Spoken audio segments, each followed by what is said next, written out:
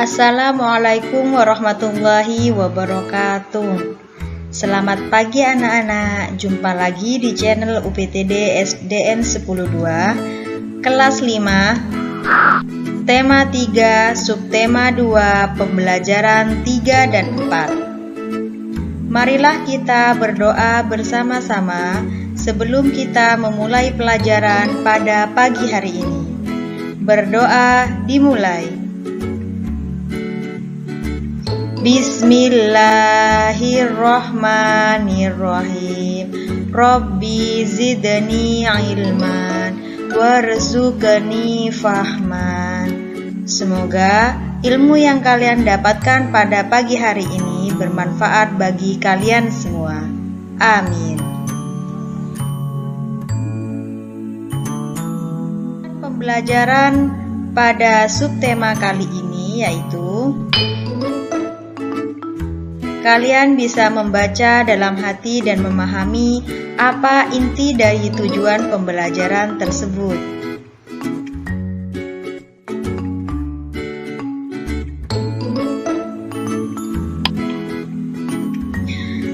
Ayo kita mengamati gambar di bawah ini.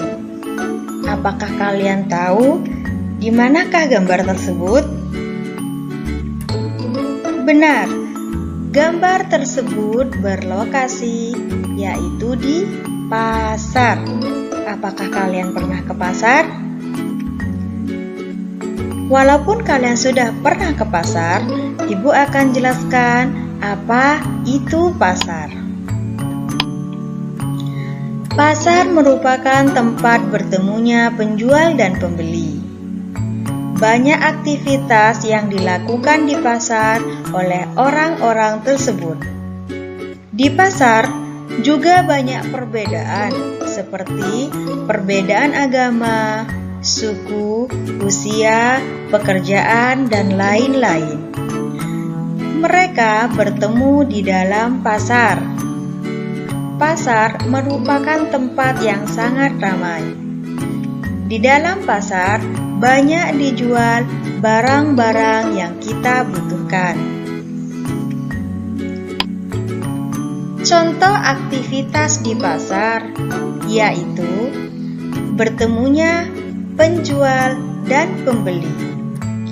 Antara penjual dan pembeli memiliki aktivitas yang berbeda.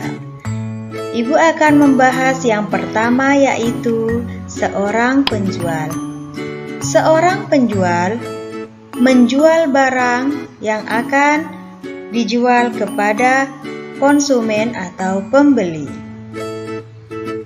Yang kedua, seorang penjual itu menawarkan barang-barangnya. Dan yang ketiga, antara penjual dan pembeli melakukan tawar-menawar harga. Dan yang dilakukan oleh seorang pembeli yaitu membeli barang, tawar-menawar harga dengan seorang penjual, dan melakukan pembayaran barang. Itulah aktivitas yang dilakukan di dalam pasar.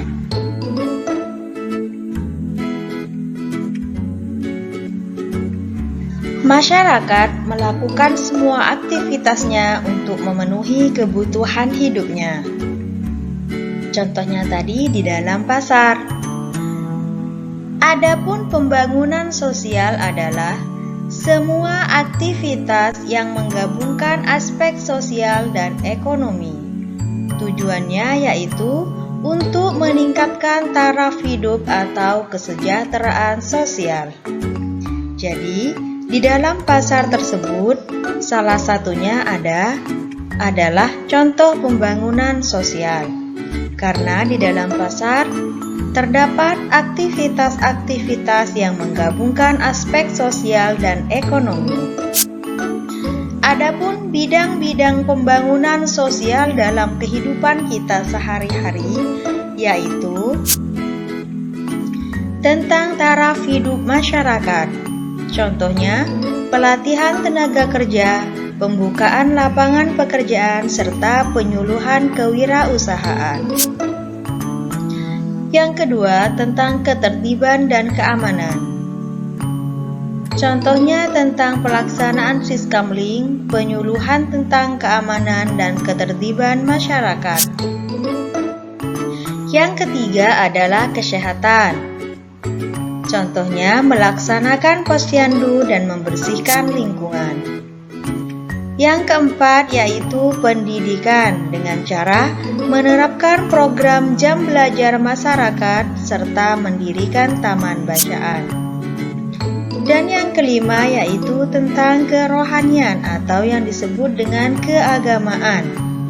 Keagamaan di sini yaitu melaksanakan ibadah bersama bagi yang satu agama dan memperingati hari besar keagamaan. Banyak sekali bidang-bidang pembangunan sosial dalam kehidupan kita sehari-hari. Ibu contohkan kelima bidang-bidang ini yang sangat penting bagi kehidupan kita.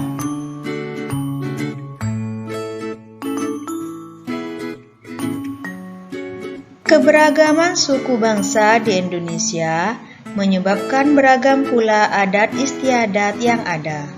Seperti kita ketahui, di negara kita, bangsa Indonesia beragam sekali. Suku bangsa, ada perbedaan agama, bahasa, adat istiadat. Akan tetapi, walaupun berbeda-beda, kita, masyarakat ataupun rakyat bangsa Indonesia selalu hidup rukun dan tidak membeda-bedakan. Apa sih adat istiadat itu? Nah, seperti Ibu tampilkan, adat istiadat adalah kebiasaan sosial yang sejak lama ada yang dilakukan secara turun-temurun di dalam masyarakat. Jadi adat istiadat itu adalah sebuah kebiasaan yang dilakukan secara terus-menerus dari zaman nenek moyang kita yang ada atau yang dilakukan sampai saat ini. Adat istiadat memiliki tujuan, yaitu untuk mengatur tata tertib dalam masyarakat tersebut. Setiap daerah atau setiap provinsi memiliki adat istiadat yang berbeda. Tidak sama antara suku Madura dengan suku Papua maupun suku Dayak maupun suku-suku yang lain belum tentu memiliki adat istiadat atau yang disebut adat yang sama.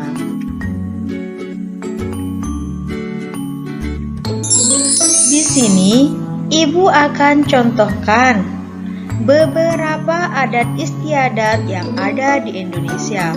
Banyak sekali adat istiadat yang ada di Indonesia. Akan tetapi, Ibu akan membahas hanya 4 saja contoh adat istiadatnya. Yang pertama yaitu di tempat kita sendiri, yaitu upacara Rokatase atau petik laut. Apakah kalian pernah tahu? Tentunya pernah kan apa yang di situ upacara Rokatase atau petik laut? Nah, asal dari upacara ini berasal dari Madura. Upacara ini dilakukan untuk mengungkapkan rasa syukur atas karunia serta nikmat yang diberikan oleh Tuhan Yang Maha Esa. Biasanya upacara Rokatase ini dilakukan oleh masyarakat Madura. Mereka berbondong-bondong membawa makanan maupun membawa barang-barang, jajan dan lain sebagainya ke tengah laut dengan menggunakan perahu yang ada. Dan yang kedua yaitu Tedak Sinten. Tedak Sinten berasal dari Jawa. Upacara ini dilakukan saat anak pertama kali menginjakkan kaki ke tanah. Yang ketiga yaitu upacara Ngaben. Ini berasal dari Bali. Upacara ini dilakukan untuk pembakaran jenazah di daerah Bali. Dan yang terakhir yaitu lompat batu Fahumbo. Ini berasal dari Pulau Nias. Upacara ini dilakukan untuk ritual pendewasaan seorang laki-laki suku Nias. Apabila sudah dewasa, laki-laki di suku Nias itu melakukan upacara lompat batu Fahumbo. Beda-beda kan, dari keempat ini sudah adat istiadatnya sudah berbeda. Apalagi kalau ibu sudah mencontohkan semua adat istiadat yang ada di Indonesia, pasti banyak sekali. Baik, anak-anakku sekalian, seperti kita ketahui, Indonesia memiliki banyak perbedaan baik dari agama, ras, suku, bahasa, adat istiadat, dan lain-lain. Maka dari itu, Indonesia mempunyai semboyan. Apakah kalian ingat Apakah kalian ingat apa itu semboyan negara Indonesia? Ya, semboyan Indonesia, bangsa Indonesia yaitu Bhinneka Tunggal Ika. Artinya, walaupun berbeda-beda, tetapi tetap satu jua. Maksud dari semboyan ini yaitu, walaupun kita memiliki banyak sekali yang namanya perbedaan, akan tetapi Indonesia itu tetap bersatu. Perbedaan dan keanekaragaman yang ada justru menjadi sebuah kekuatan yang pada akhirnya memperkaya sifat budaya bangsa Indonesia dan lebih memperkuat persatuan dan kesatuan bangsa. Jadi dengan perbedaan itu, bangsa Indonesia menjadi kuat. Mereka bersatu untuk menciptakan kehidupan yang rukun. Dengan keberagaman, manusia dapat saling bekerja sama dan bahu-membahu untuk memenuhi kebutuhan hidupnya, baik secara ekonomi, sosial, maupun budaya. Bekerja sama maksudnya di sini yaitu mereka tidak membeda-bedakan antara satu sama yang lain, mereka tetap saling membantu, saling menghormati, dan saling menghargai. Sehingga manfaat kerjasama dalam keberagaman atau perbedaan yaitu pekerjaan yang berat menjadi ringan dan cepat selesai karena dilakukan secara bersama-sama, bergotong royong, tanpa membedakan baik itu suku, agama, maupun adat istiadatnya. Manfaat kerjasama yang kedua yaitu meningkatkan kerukunan. Dan yang ketiga, memperkuat persatuan dan kesatuan bangsa. Jadi, kerjasama masyarakat atau rakyat Indonesia itu sangat diperlukan dalam kehidupan kita sehari-hari agar kebutuhan kita dapat terpenuhi. Nah, sekarang Ibu contohkan kerjasama dalam kehidupan kita sehari-hari. Kita sebagai murid, contohnya yaitu melaksanakan piket bersama di dalam kelas. Jika kita sudah memiliki jadwal piket, kita harus melaksanakannya dengan tepat waktu. Misalkan saya tidak mau piket sama si A karena si A dari suku mana. Kita tidak boleh seperti itu. Kita harus melaksanakan piket secara bersama-sama. Dan yang kedua yaitu berdiskusi dalam bekerja kelompok. Tentunya kita sudah biasa kan kerja kelompok, kita harus saling berdiskusi. Dalam diskusi kita tidak boleh saling bertengkar, saling mencemooh. Kita harus sama-sama saling menghargai antara teman yang satu dengan teman yang lainnya. Dan yang ketiga yaitu saling tolong-menolong sesama tetangga. Nah, di rumah kita pastinya punya tetangga kan? Nah, sesama tetangga kita harus saling tolong-menolong. Dan yang terakhir yaitu melaksanakan kerja bakti di lingkungan sekitar. Jadi kalau ada kerja bakti di lingkungan kita harus semangat untuk menolong dan membantunya.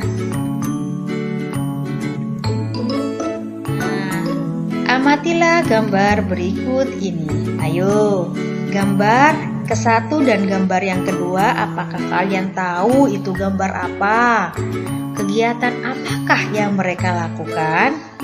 Ya, gambar ke-1 yaitu bermain alat musik tradisional. Pintar sekali ya anak tersebut.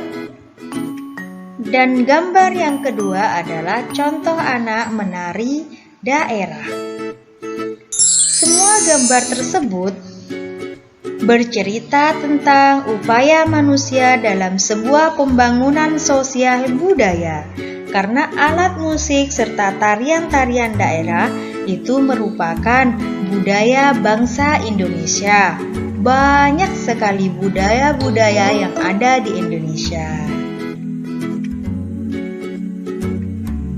Kalian bisa menyimak percakapan antara Benny dan Siti di bawah ini. Ini sudah ada di buku siswa kalian. Jika kalian ingin membaca secara lengkap, kalian bisa membukanya ya di tema 3, subtema 2, pembelajaran 3 dan 4. Ibu bacakan ya, Dayu. Kalau kamu, apa contoh yang dapat kamu berikan tentang pembangunan sosial budaya, Ben? Menurutku, acara kuliner Nusantara yang sering diadakan di lingkungan sekitar kita merupakan contoh pembangunan sosial budaya. Dengan begini, kita dapat melestarikan makanan khas daerah. Kita juga turut memperkenalkannya kepada orang-orang lain yang berbeda kebudayaan dengan kita untuk turut mencicipi dan bersama-sama menikmati makanan khas daerah tersebut. Betul sekali, Ben. Kamu tahu tidak? Acara kuliner Nusantara yang diadakan minggu lalu itu sukses besar loh. Semuanya berkat iklan-iklan di media cetak dan elektronik yang beredar sejak sebulan sebelumnya. Nah, di dalam percakapan ini, Dayu dan Benny serta Siti mereka membicarakan tentang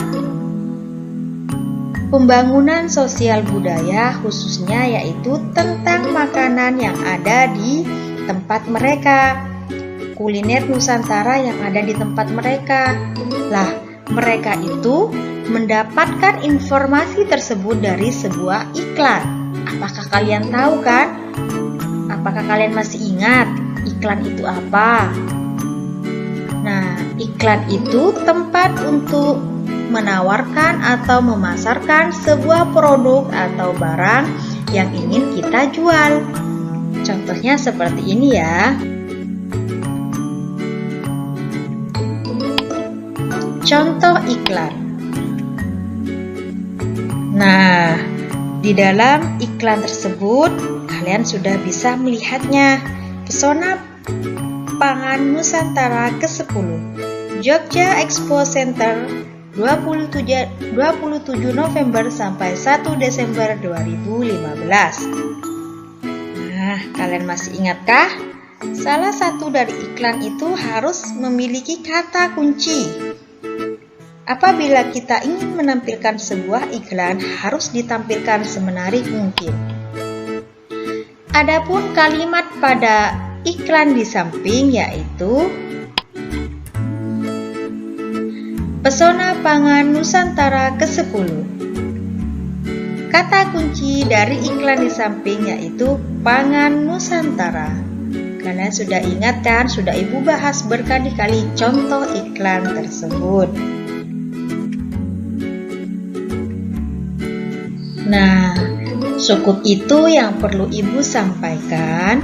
Semoga kalian bisa memahami dengan baik. Untuk sementara ini, Ibu memang tidak memberikan kalian latihan secara mandiri. Kalian fokus dengan materi yang Ibu berikan. Kalian benar-benar pahami materi yang telah Ibu sampaikan agar kalian bisa menjawab latihan-latihan mandiri yang Ibu berikan pada pertemuan selanjutnya. Semoga ilmu ini bermanfaat bagi kalian semua. Ibu akhiri, wassalamualaikum warahmatullahi wabarakatuh.